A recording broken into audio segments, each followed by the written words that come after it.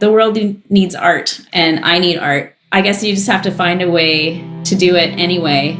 It doesn't have to be earth-shatteringly important to the world. I mean, look at the state of the world, right? But art's never going to make anything worse. Get off the treadmill. What have you got to prove? Get off the treadmill. You got more to lose by running away, going nowhere. You can escape, but you can't stay still. No. I'm Eric Chen, and you are listening to Inlet Wire, your direct line to BC artists.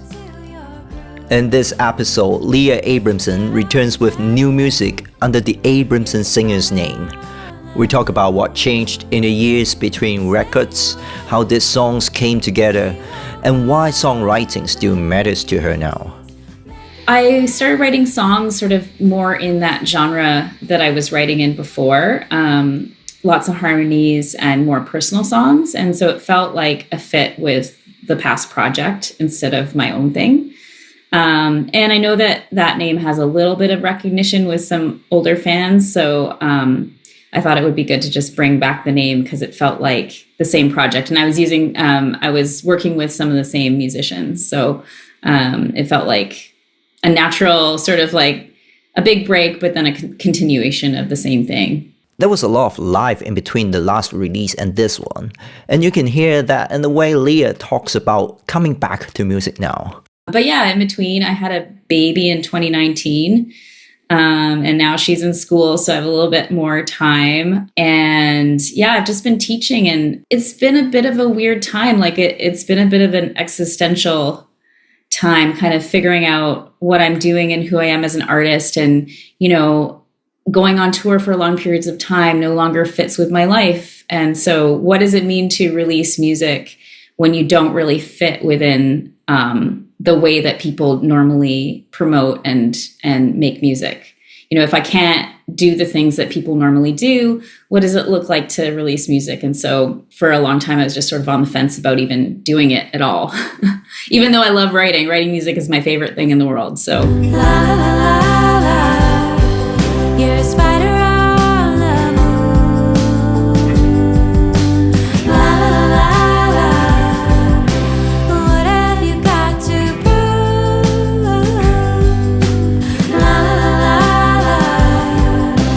Don't waste your precious energy. You're the youngest you'll ever be. And when the songs did start coming, they were taking shape a little differently this time. And so, yeah, this was pretty different. And it was also different because I started writing songs on piano instead of guitar. I think there's only one song on the album that I wrote on guitar, which is very different for me. So I feel like the chord progressions are different. And the way that I wrote music was really different on a different instrument. And I'm not a good piano player at all. So I have somebody else. I've got Tyson Naylor, who's a great piano player, actually playing on the album. But the way that they were written, I was looking at chords on the piano, and you just make different choices on a different instrument. And so that was really fun. And it sort of expanded my palette and expanded the way that I thought about harmony, which was a great exercise for me. The writing changed, and so did the way this record started coming together. So I was actually working with a friend who I haven't worked with before, but who I've known for a long time just through the Vancouver music scene, Jason Starnes. He does his own music under the name Bells Clanging. And I wasn't really sure I was going to make anything, but Jason was like, "Oh, you're writing songs, like send me something. Maybe we can, I've got some recording equipment. Maybe we can just make some demos and play around." And so I thought, it'd be fun to actually get into doing this again in a very casual way. And so I sent things to him, and then he just kind of got me in, and then it just sort of snowballed where, we could just make an album. We could just do it ourselves. Okay, let's get together once a week and just record some things. And then it kind of, snowballed a little bit. When she swam inside your belly,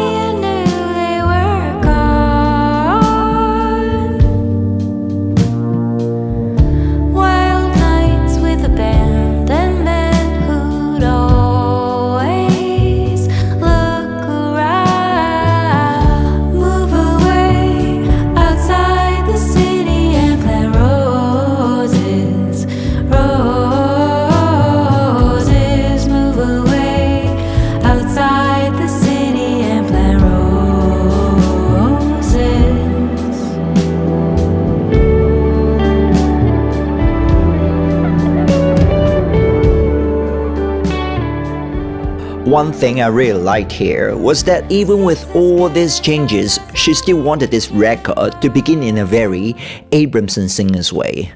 It feels like tradition to start the Abramson Singers albums with an a cappella track. And so I'd written all the other songs and I was like, oh no, I need to start it with an a cappella track. So it was actually the last song that I wrote because I felt like I needed to write something like that. And so I had this idea for a long time to use my daughter's words because when she was 4, she would just say these things that were so weird and surreal. And we just had this list of things that she'd said. And so I really wanted to just turn them into a song. And so, yeah, I'd been thinking about this idea for a long time, but I'd never done it. So I thought that would be a good lyrics to use for something a cappella. Did I love you so much? I'll still love you when you're dead. Did you know? Did you know? Did you know? Did you know? We also talked about lyrics and how Leah approaches writing them. But yeah, I mean, I think a lot about lyrics and I do a lot of editing. I like to make sort of sneaky literary references that not everybody catches, things like that. I just think a lot about the lyrics and I work at them a lot to make sure they're the way that I want them to be. Even if I'm using swear words or even if I'm, making kind of off-kilter comments, they're on purpose, I guess.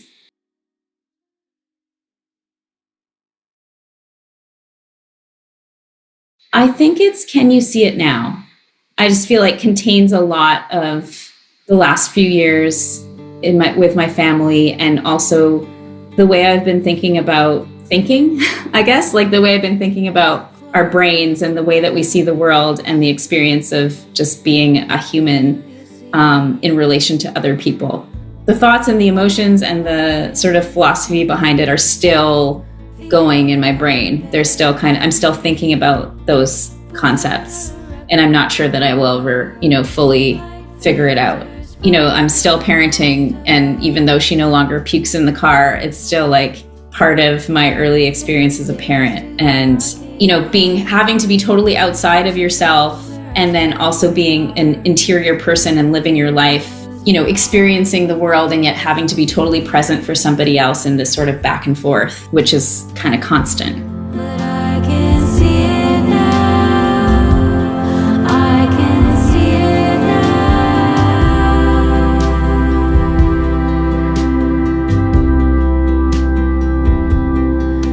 When you close your eyes, what do you remember from the time I moved in the middle of November? You climbed a volcano and left me the records in your well. By the end of the conversation, it felt less like a return and more like Leah finding her way back into songwriting. But definitely, this was a good thing because it got me writing songs again, like my own songs again, without a bigger project. And I love projects. I love concept albums. I would love to write somebody's musical for them. But it's also good to just keep writing songs, especially when you're teaching songwriting. You got to practice what you preach. So it was good exercise to kind of get back into it and be like, this is why I love writing songs so much. So.